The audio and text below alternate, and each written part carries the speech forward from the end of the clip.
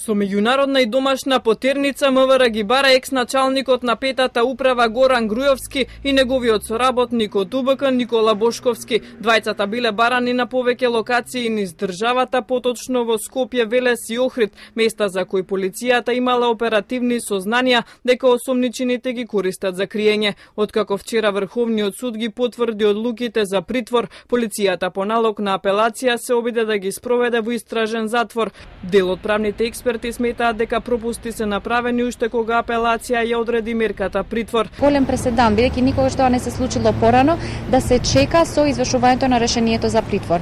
Законот за кривична постапка наложува дека решението за притвор станува веднаш извршно, а после против истото може да се покрене жалба во повисоките степени. Јас не би рекла преседан, бидејќи преседаните се обично за нешто што најчесто може и во позитивна конотација да се користи. Јас би рекла негативен исклучок што нашите судови почнуваат да ги практикуваат. Познавачите велат дека осомничените на кои им се одземени патните исправи не можат да ја напуштат земјата легално. Во моментов голем дел од осомничените за случаите што ги покрена СЈО останаа без патни исправи. Потенцираат дека дел од нив и да поседуваат два пасоши или само со лична карта не ќе можат да ја напуштат земјата, бидејќи веќе се евидентирани во безбедносниот систем на граничните премини. Сега сите и пасошите се биометриски и личните карти се биометриски и многу лесно може да се види за кое лице се работи во таквата мерка и едноставно тоа не значи дека ако има друг пасош може да ја напушти земјата, ако